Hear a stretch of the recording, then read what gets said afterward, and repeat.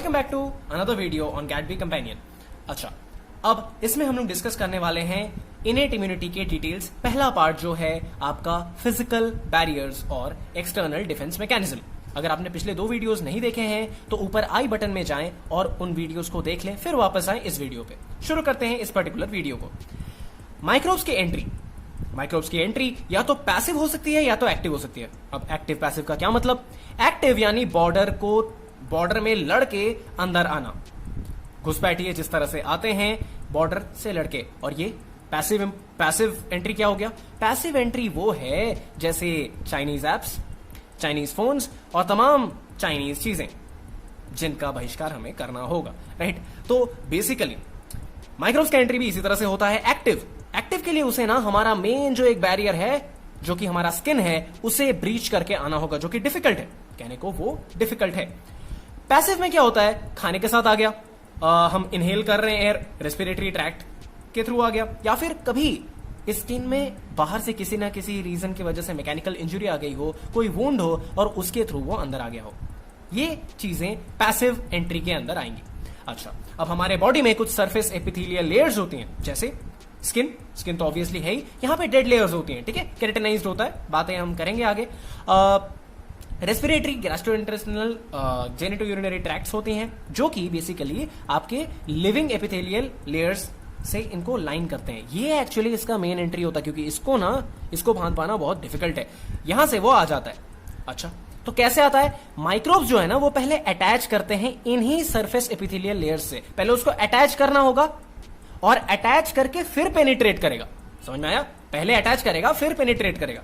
अच्छा, तो बेसिकली ये एक इंटरफेस होता है और यहां पे आते हैं म्यूकोसल एपिथेलियल सेल्स जो कि म्यूकस सिक्रीट करते हैं, और म्यूकस में होता है म्यूसिन, याद रखना। तो म्यूकोसल एपिथेलियल सेल्स बेसिकली अंदर और बाहर के बीच के इंटरफेस पे होते हैं। इनका फंक्शन क्या होता है? तो पहली बात, ये तो बैरियर का काम करेगा, बाहर वालों के लिए बैरियर होगा, लेकिन दूसरा काम ये इन्फेक्शन को मिनिमाइज भी करता है। कैसे करता है इन्फेक्शन को मिनिमाइज? हम देखते हैं हमारे रेस्पिरेटरी ट्रैक्ट में अगर जाके देखते हैं तो नेजल पैसेजेस और ब्रोंकाई में अगर हम देखेंगे, बोल सकते हैं हम इनर रेस्पिरेटरी ट्रैक्ट में जब हम जाएंगे तो हम देखेंगे कि जो एपिथेलियल सेल्स वहां पे होते हैं वो क्या होते हैं? सीलिएटेड होते हैं। उसमें कुछ फिंगर लाइक प्रोजेक्शंस ऐसे निकले हुए होते हैं जो हमेशा कॉन्स्टेंटली मूव करते हैं, और इसी तरह से कोई फॉरेन पार्टिकल आया तो उसे मार मार के भगा देंगे। कैसे? मान लो ये जो 2 बाउंड्री आप दिख रहा है, आपको जो दिख रहा है ये बाउंड्री, ये आपका क्या है? रेस्पिरेटरी ट्रैक्ट है, सही है। यहां पे इस तरह से 2 सेल्स लगे हुए हैं, ये एक सेल, ये दूसरा सेल, यहां पे इसके सीलिया है, ठीक है। अब मान लो यहां से एक छोटा सा पार्टिकल आया, ठीक है, ये आ रहा है, अंदर आने की कोशिश कर रहा है, तब क्या हो रहा है? ऑब्वियसली यहां पे सरफेस पे म्यूकस भी होगा, ये अटैच कर गया, लेकिन फिर क्या हो रहा है? इससे ये अपवर्ड बीट कर रहा है और मार के धक्का देके फेंक दिया। पता चला? यही मेथड है जो यहां पे अपनाया जाता है।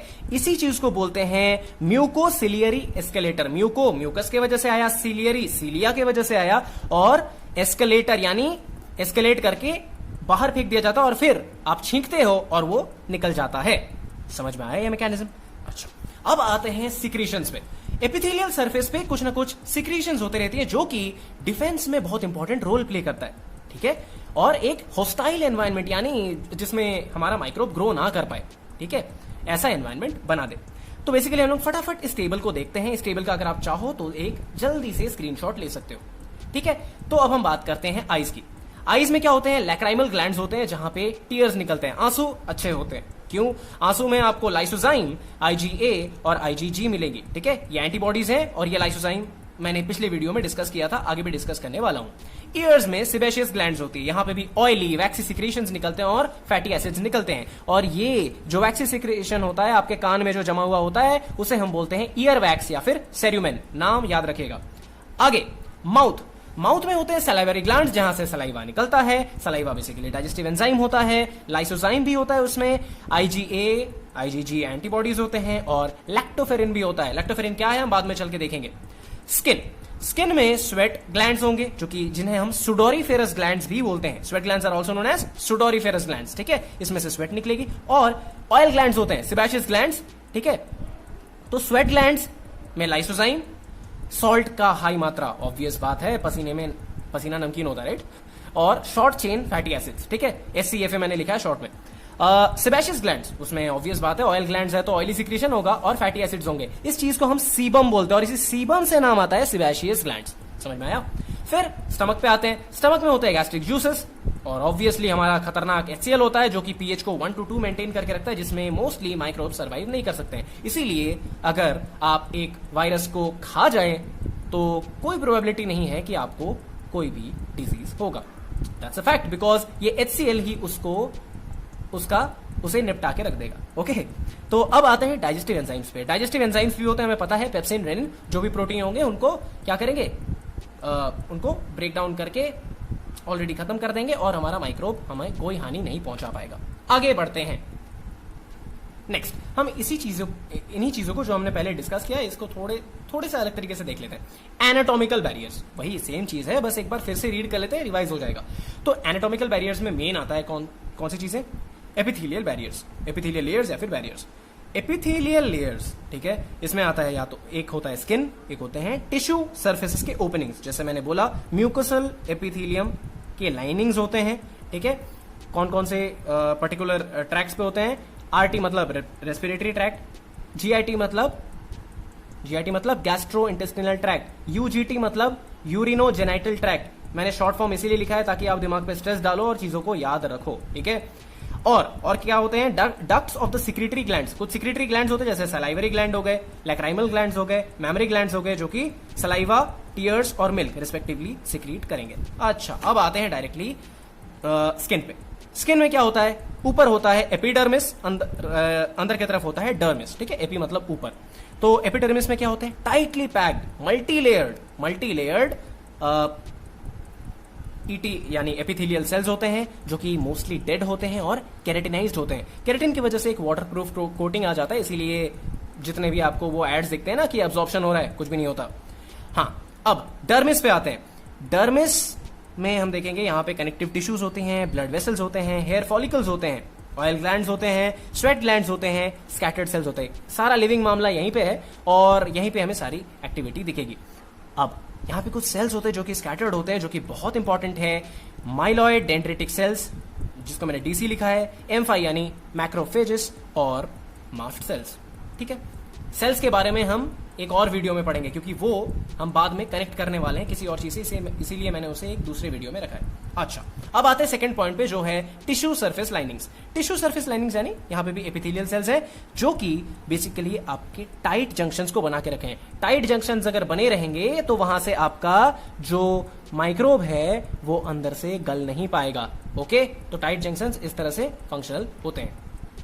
नेक्स्ट अगर हम देखें तो हम बात करेंगे non specific physical and chemical defence mechanisms की, ठीक है, जो कि सिक्रेटरी टिश्यूज होते हैं। सिक्रीशंस कौन कौन से? या तो mucus, urine, saliva, tears, milk.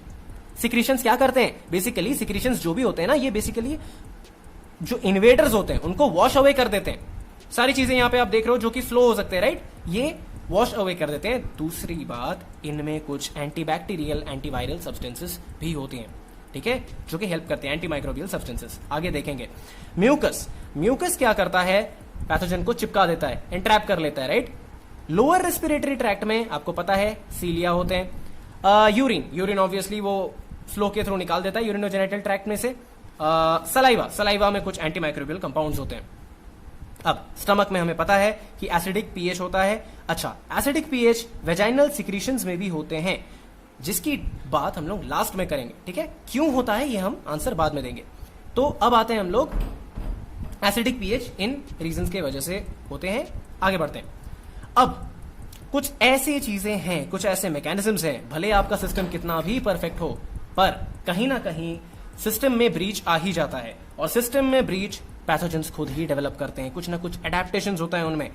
पहला case influenza virus. Influenza virus का जो सरफेस मॉलिक्यूल है वो फर्मली अटैच हो जाता है आपके रेस्पिरेटरी ट्रैक्ट के म्यूकस मेम्ब्रेन्स के साथ, जिसकी वजह से आपका वायरस स्वेप्ट अवे नहीं होता सिलिएटेड एपिथेलियल सेल से और फिर उसे इनडायरेक्टली एंट्री का एक पाथ मिल जाता है। कोविड-19 के इस दौर में आई होप आपको ये बताने की जरूरत नहीं है, ये उसी का भाई है। ओके सो सारा प्रॉब्लम तो इसी की वजह से है।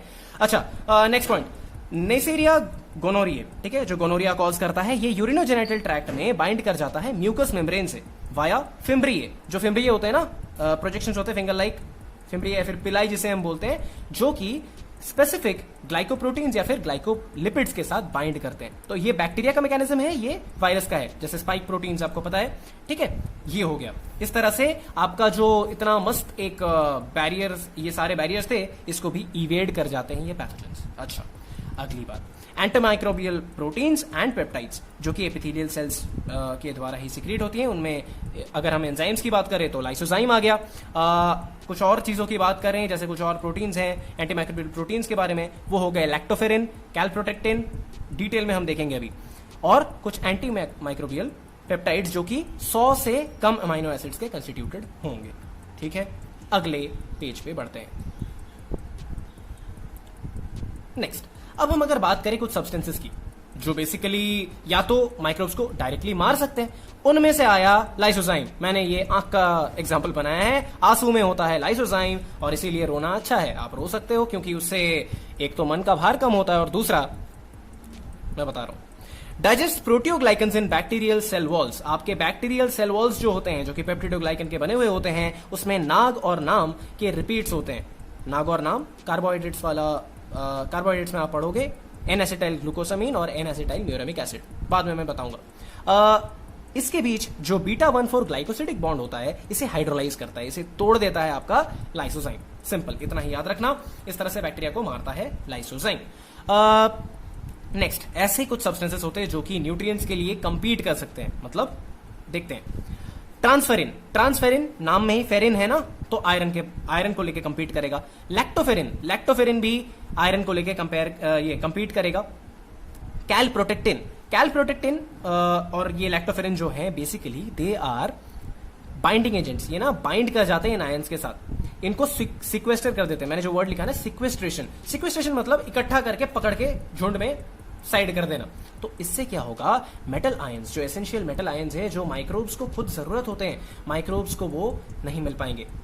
ठीक है, और इस तरह से ये माइक्रोब्स को मारने में हेल्प करते हैं।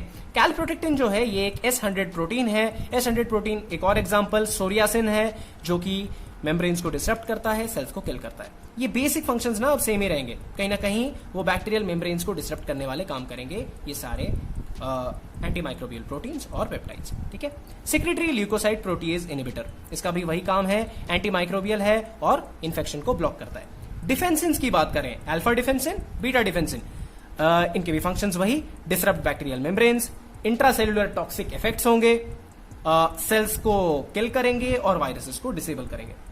दूसरा एक एग्जांपल है इसी के जैसा, जिसका नाम है कैथेलिसिडिन। कैथेलिसिडिन के भी फंक्शंस सेम ही होते हैं। ठीक है, अब आते हैं सर्फेक्टेंट प्रोटीन्स पे।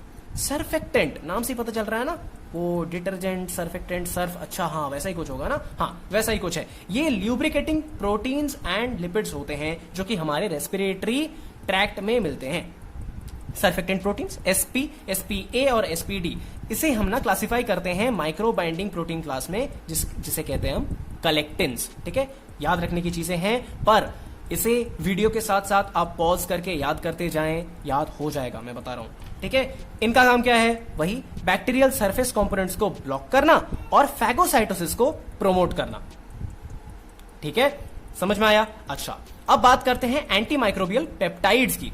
तो एंटीमाइक्रोबियल पेप्टाइड्स की बात करेंगे। पहली बात, ये सिस्टीन रिच होते हैं, सिस्टीन रेसिड्यूज यहां मिलेंगी, कैटायनिक होते हैं यानी पॉजिटिव चार्ज कैरी करते हैं। दूसरी बात, ये एम्फीपैथिक होते हैं। एम्फीपैथिक अगर हो गए इसका मतलब मेम्ब्रेन के साथ तो कोई गड़बड़ ये कर ही देंगे, क्योंकि ये हाइड्रोफिलिक भी हैं और हाइड्रोफोबिक भी हैं। इस तरह से ये मेम्ब्रेन्स को डिसरप्ट करेंगे, सेल्स के अंदर एंटर करेंगे, सेल्स के अंदर एंटर करके वो अपने टॉक्सिक इफेक्ट्स को शो करेंगे, जिससे कि वो DNA, RNA, protein synthesis microbes में उसको इनहिबिट कर देंगे और एक्टिवेट कर देंगे कुछ एंटी माइक्रोबियल एंजाइम्स को, जो कि उनके ही सेल में घुस के उनको मार डालेगा।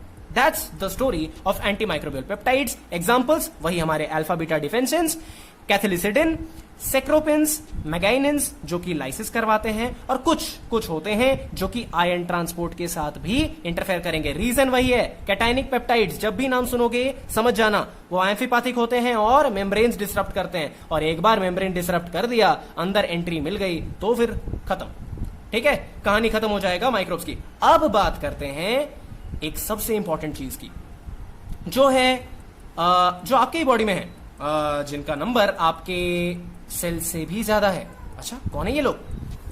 ये है हमारे माइक्रोबियल प्रोडक्ट्स एंड कंपटीशन, जहां पे हम बात करेंगे नॉर्मल कमेंसल्स की, यानी गट माइक्रोफ्लोरा, जो माइक्रोफ्लोरा आपके अंदर रहता है, जो आपके साथ रहता है और आपकी मदद करता है जाने अनजाने में। तो ये है नॉन पैथोजेनिक बैक्टीरिया, जैसे ई कोलाई, बचपन से नाम सुनते आ रहे हो, राइट? तो नॉर्मल कमेंसल्स होते हैं ये, इनका एक इंपॉर्टेंट रोल होता है इन्फेक्शन से प्रोटेक्ट करने में, ठीक है? तो ये मिलेंगे कहां? ये आपके स्किन पे मिलते हैं, आपके माउथ में मिलते हैं, आपके रिप्रोडक्टिव ट्रैक्ट में मिलते हैं, आपके जीआई ट्रैक्ट में मिलते हैं। जीआई ट्रैक्ट यानी गैस्ट्रो इंटेस्टिनल ट्रैक्ट, और वहां तो भाई बोलो ही मत, वहां बिलियंस में मिलते हैं, सिम्बायोटिक रिलेशनशिप निभाते हैं, यानी म्यूचुअलिज्म। अच्छा, इसे मैं ना एक एग्जांपल से समझाता हूं कि ये एक्चुअली आपका घर का कुत्ता है। घर का कुत्ता वफादार होता है, लेकिन जैसे ही गली के कुत्ते आते हैं ना, गली के कुत्ते भी तो कुत्ते हैं, वैसे आपसे ज्यादा नजदीक है ना उसके, पर वो उस पर भौंकता है और आपके लिए वो वफादार है, राइट? और इस तरह से they help to prevent pathogens from colonising the site, ठीक है? कोई और पैथोजन आके वहां पे उसको रहने नहीं देगा। अगर कोई और बाहर से कुत्ता भौंक के आपके घर में आने के लिए मांगा, तो फिर वहां पे आपका घर का कुत्ता उस पे भौंकेगा और उसे भगा देगा। It's the same logic what the commensals follow. क्या करते हैं ये लोग? सबसे पहले ये तो अटैचमेंट प्रिवेंट कर देते हैं। अटैच करेंगे तब ना जाके आएंगे, जुड़ेंगे, कोलोनाइज करने ही नहीं देंगे, अटैचमेंट ही नहीं होने देंगे। दूसरी बात, ये उनके साथ कंपीट करने लग जाएंगे एसेंशियल न्यूट्रिएंट्स के लिए। बहुत मस्त आइडिया यार। और दूसरा, इतने में भी अगर ये लोग नहीं माने तो एंटी बैक्टीरियल सब्सटेंसेस सिक्रीट करेंगे। कोलिसिन्स, कोली कहां से आया? ई कोलाई से, राइट? तो कोलिसिन्स आएंगे जो कि एंटी बैक्टीरियल प्रोटीन्स हैं और उनको मार भी सकते हैं, ठीक है? उनको मार भी सकते हैं। और शॉर्ट चेन फैटी एसिड्स, ये सारी चीजों से उन्हें कंप्लीटली भगा देंगे कि ये जो एरिया है ये हमारा है, इसमें तुम्हारा कोई हक नहीं है। दैट्स रियली ग्रेट, इसीलिए मैंने इसे घर का वफादार कुत्ता बोला, ठीक है? तो ये है, तो ये बिलियंस में होते हैं, आपके अपने बॉडी के सेल्स कम पड़ जाएंगे इनके सामने। गट माइक्रोफ्लोरा, ठीक है?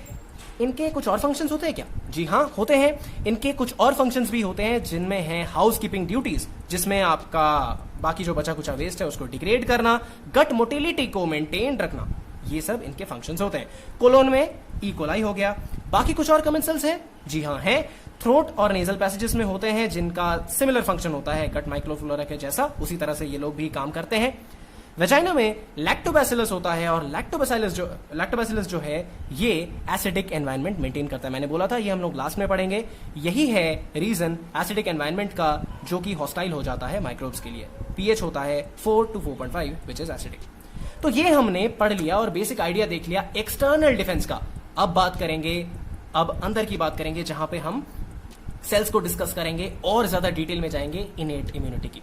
आई होप इस वीडियो को देखने के बाद आपके मन में जो भी डाउट्स थे, जो कुछ भी थी, या फिर अगर आपको पता भी नहीं था, तो ये वीडियो आपके लिए हेल्पफुल रहा होगा। प्लीज इस सीरीज को पूरा देखें। अगर आपका कुछ भी छूटा हुआ है तो पिछले वीडियोस को देख लें। Thanks a lot for watching. See you in the next video with cells of innate immune system. Thanks a lot for watching.